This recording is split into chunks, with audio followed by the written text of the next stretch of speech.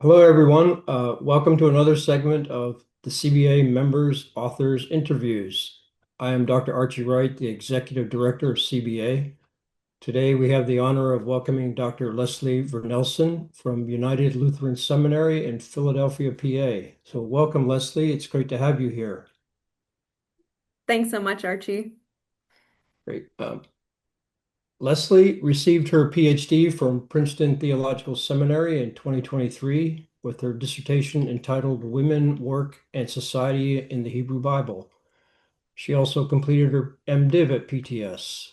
And while at PTS, Lesley was the interim director of the Center for Theology, Women, and Gender from 2020 to 2023, in which she organized events and curricula to educate the public and scholarly audiences on the intersections of religion and gender.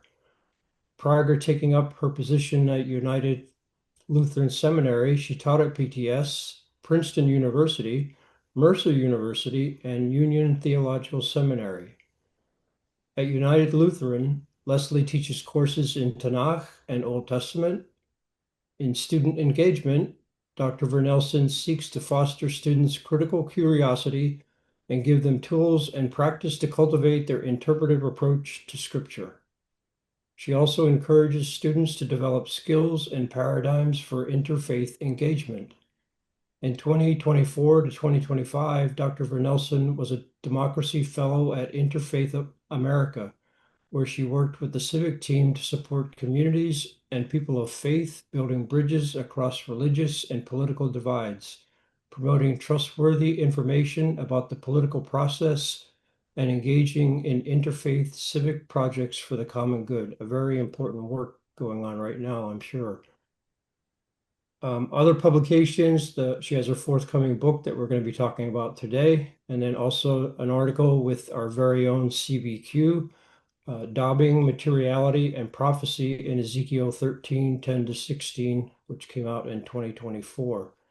So it is a pleasure to welcome Lesley here today to tell us about her forthcoming book with Oxford University Press, Fruit of Our Hands, Women, Work, and Society in the Hebrew Bible, which I believe will be out in November or early December. So welcome, Lesley. It's great to have you here.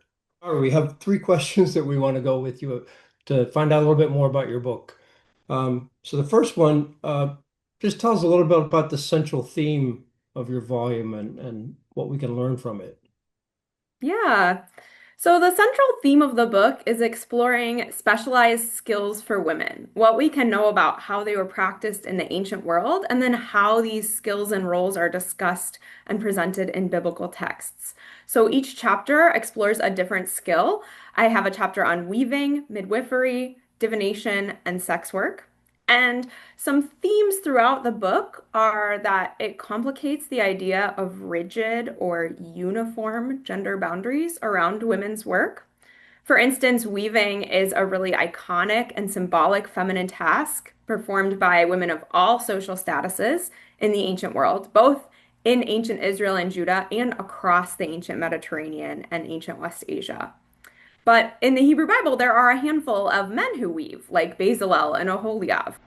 And as it turns out, in many surrounding areas, men did sometimes weave. So I think it's likely they did in ancient Israel and Judah too.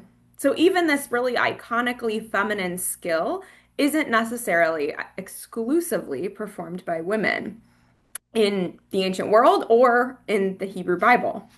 But on the flip side, midwifery and sex work seem to be exclusively performed by women in the Hebrew Bible. But each of them for different reasons. Midwifery across the ancient world was mostly performed by women, and it reflects an area of women's broad expertise and authority.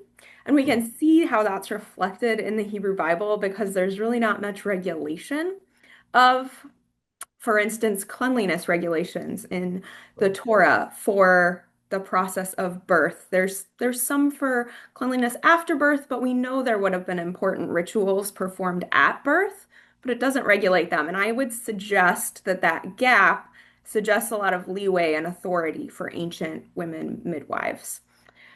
By contrast, while sex work is exclusively described as being performed by women in the Hebrew Bible, In neighboring Greece, people might be familiar, it was performed by both men and women.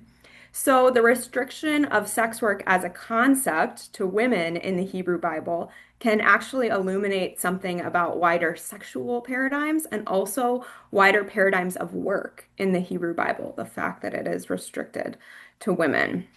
And then, as another example where we see women and men participating in similar roles, for the chapter on divination, I point out that there are actually multiple divinatory roles in which the gender of the diviner is not clear from their title.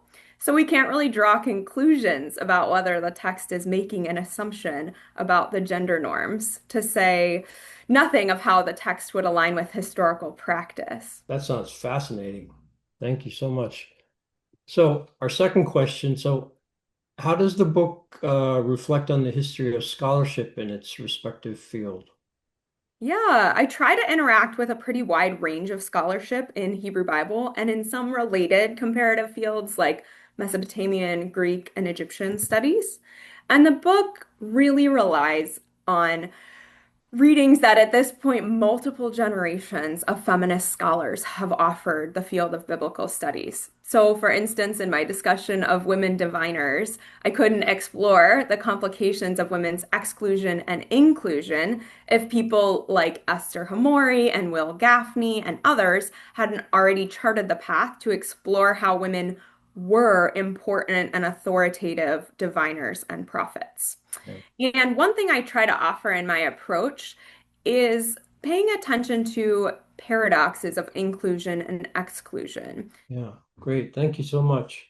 So our third question, how would the book be helpful to religious leaders or academics in the classroom in particular? Yeah. So it's easy to talk about women's work in the past with a kind of modern assumption that women's work Yeah, is simple or static. yeah, And there's honestly not a ton of research to give people information and details about women's ancient skills and then how we see those reflected in the Hebrew Bible. So, in each chapter, I offer original research on each skill that can help people understand the particularities of how they were practiced in ancient Israel and Judah, and also better understand how these skills are discussed in the Hebrew Bible. If we apply modern assumptions about women's work to the ancient world, they might obscure more than they reveal about the ancient context and about how our biblical texts are treating them. And I also think that it's important, and something that I hope that this book will help readers to do, to interrupt a sort of idea of a linear telling of the past, where the past was just this unenlightened and awful place, and now we've moved into the yeah, enlightened present. yeah, And I think that this book helps complicate some of those ways that we might tell ourselves that the past was just a kind of awful place. I yeah. also offer in the intro and conclusion of the book some suggestions and methods on how to relate ancient women to the literary portrayals that we see in biblical texts.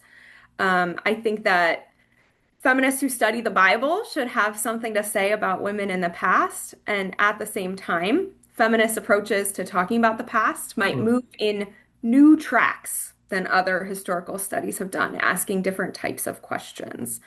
So I reflect on the challenges and opportunities of working with big gaps in our data and the importance of considering differences among women, not just thinking of them as a unilateral or sort of monolithic group. And ultimately, I make a case that regardless of what your relationship is to the Bible as a religious or authoritative text, the mm, stories that we tell ourselves about women in the past when we read the Bible matter ethically because they're connected to the stories that we tell ourselves about women in the present and the possibilities that we envision for the future. mm. Fascinating. So, thank you, Lesley.